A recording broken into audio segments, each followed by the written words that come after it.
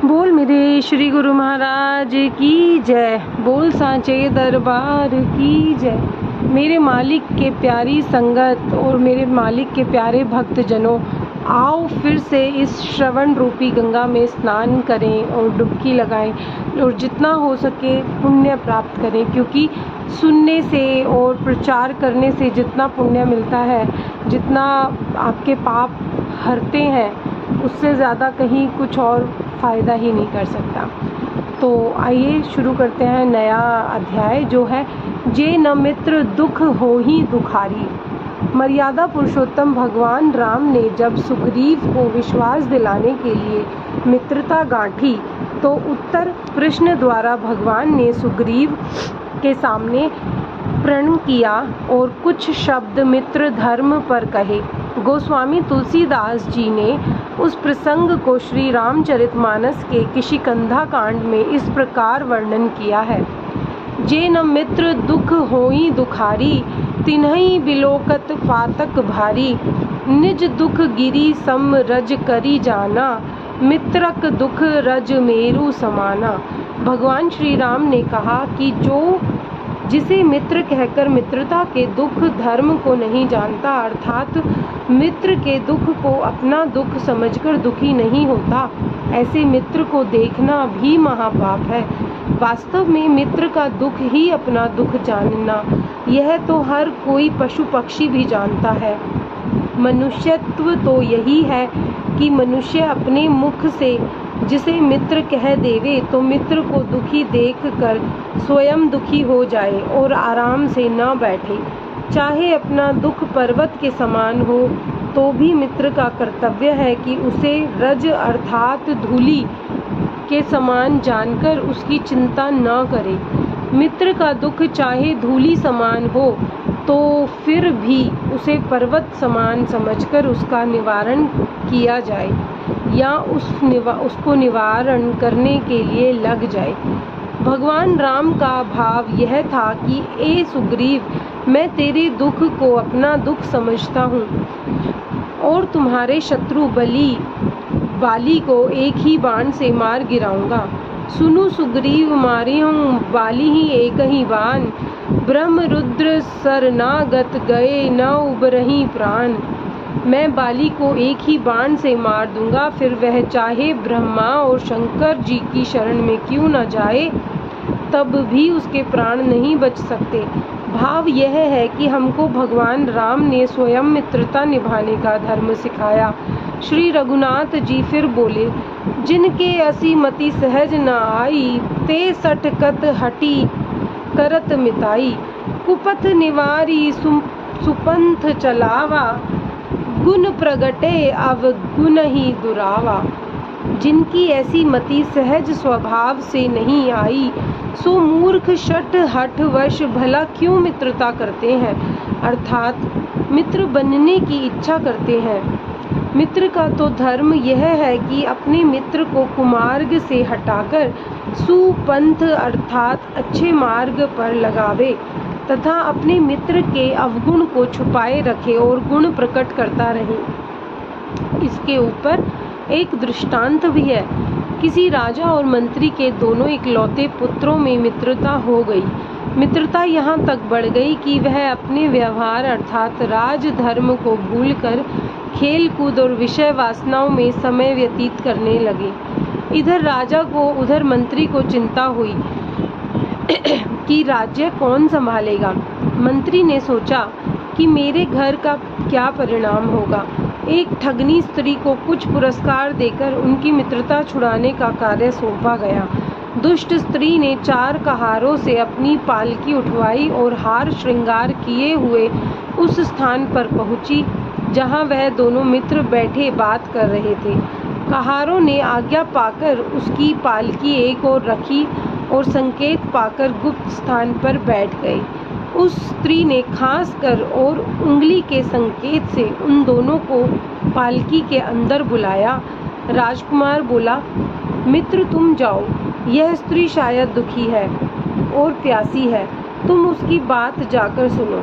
मंत्री पुत्र बोला, तुम जाओ। फिर राजकुमार बोला, नहीं भैया तुम जाओ, कोई बात नहीं।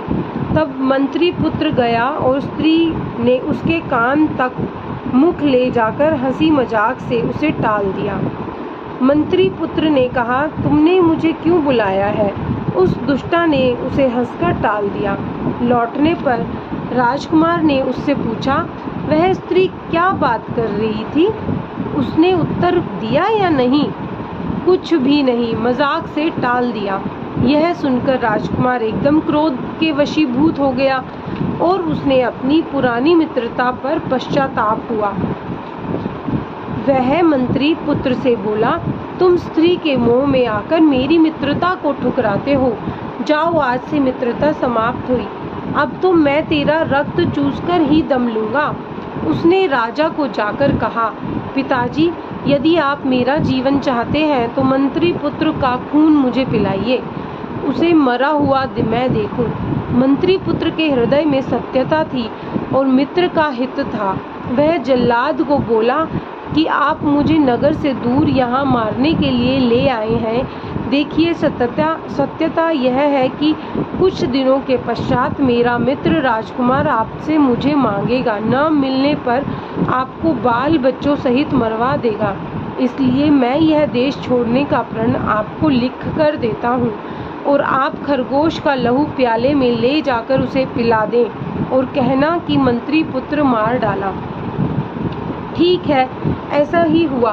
राजकुमार ने लहू पी लिया और सोचा मित्र द्रोही मारा गया। इधर मंत्री पुत्र को काफी समय वनों में रहते, दुख सहते और कंदमूल फल खाते हुए व्यतीत करना पड़ा। एक दिन उस वन में एक शेर, जिसने अपने मुख में लालटेन पकड़ी हुई थी, वह जिस पर एक सुंदर राजकुमारी सवार थी, उसे देखा। वह एक वृक्ष पर चढ़ गया। थोड़े समय पश्चात शेर सो गया। राजकन्या से पूछने पर पता चला कि वह शेर उस राजकुमारी पर मोहित है, उसे मारता नहीं। मंत्री पुत्र ने कहा, मैं तुझे इस शेर के पंजे से छुड़ाकर रानी बना दूंगा। मेरा एक मित्र राजकुमार है, उससे आपका विवाह होगा और आप राज्य करेंगी। राजकुमारी बोली, आपको शेर खा जाएगा। मंत्री पुत्र ने उत्तर दिया, कोई बात नहीं, मेरा मित्र तो प्रसन्न होगा। मेरे प्राण भले ही चले जाएं, क्योंकि मैं मित्र को दुखी छोड़कर आया हूँ और तब से सुखी नहीं हूँ। यह कहकर कुछ दिन का वचन करके वह अपने देश को लौट चला। इधर राजकुमार के दिल में विचार आया कि ए दुष्ट मन, तुमने बिना देखे और जाने अपने मित्र को मरवाया है। इस प्रकार का मित्र तुम्हें कहाँ मिलेगा? राजकुमार अपने पिता से बोला, मुझे मंत्री पुत्र से मिलवाओ, नहीं तो मैं मरता हूँ। राजा बोला, मूर्ख, तूने उसे मरवाकर उसका रक्त भी पान कर लिया है, अब वह कैसे मिलेगा? यह बच्चों वाला हट छोड़ो और राज्य कार्य करो। उसने उत्तर दिया कि न तो मुझसे राज्य कार्य हो रहा है, न मुझे राज्य कार्य की इच्छा है, न विवाह की। केवल मित्र को मिलना ही मेरा जीवन का लक्ष्य है। ईश्वर की रचना देखिए कि इधर मंत्री पुत्र ने सोचा कि मैं अपने मित्र राजकुमार को मिलकर उसका विवाह राजकुमारी से करवा दूं, फिर चाहे मुझे शेर खाए अथवा कुछ हो। और उधर राजकुमार ने सोचा कि मैं मित्र से मिल लूं, परंतु मित्र को एक बार राज सिंहासन पर ऐसी सुंदर रानी का स्वामी बना हुआ देखूं। इधर राजा ने अपने पुत्र का दिल बहलाने के लिए चारों ओर घुड़सवार दूत भेज दिए ताकि वह मंत्री पुत्र की खोज करे। इधर मंत्री पुत्र स्वयं राजधानी पहुंच गया। राजकुमार और वह दोनों मिलकर खूब रोए।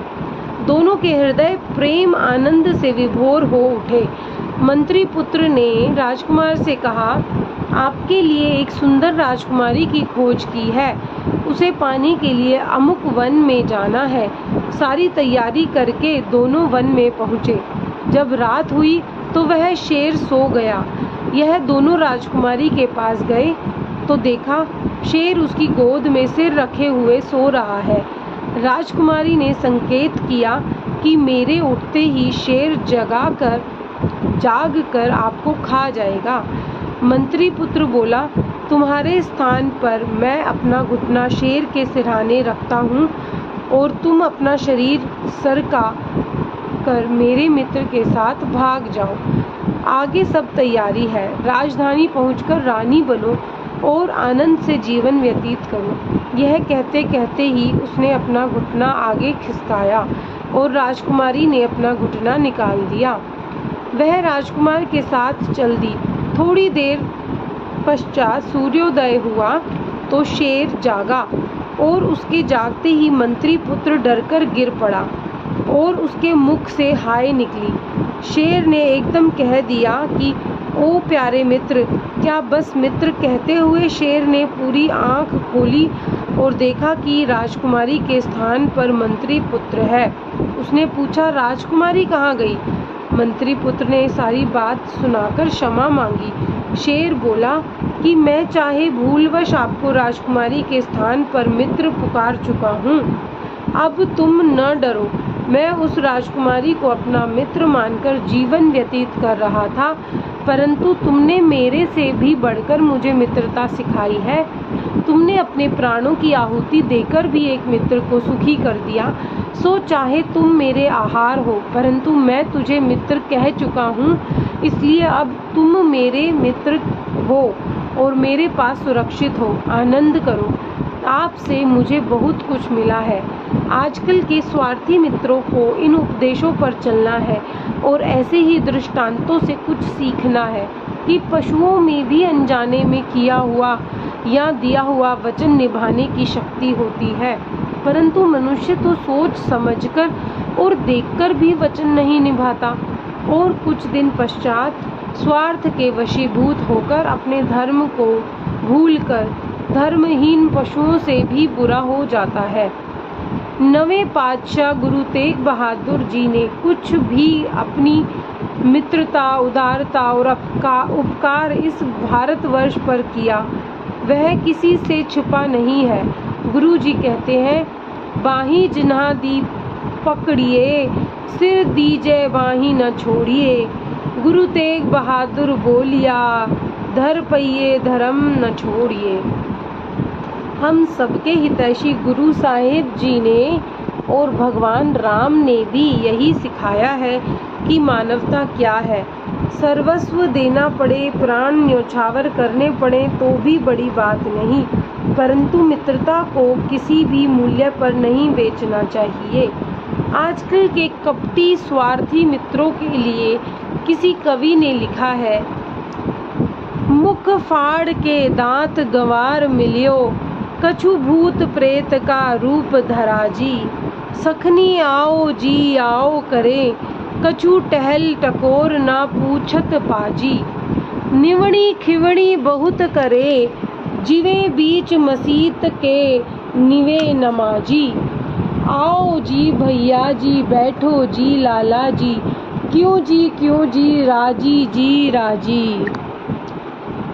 आज कली काल में अपनी प्राचीन सभ्यता, संस्कृति और इतिहास से परिचित न होने का परिणाम यह है कि मित्र मित्रता के धर्म को, पुत्र अपने धर्म को, पिता अपने धर्म को, पति अपने धर्म को, पत्नी अपने धर्म को, गुरु अपने धर्म को, शिष्य अपने धर्म को भूल गया है। परंतु इसका तात्पर्य यह नहीं है कि बीज नाश हो गया है।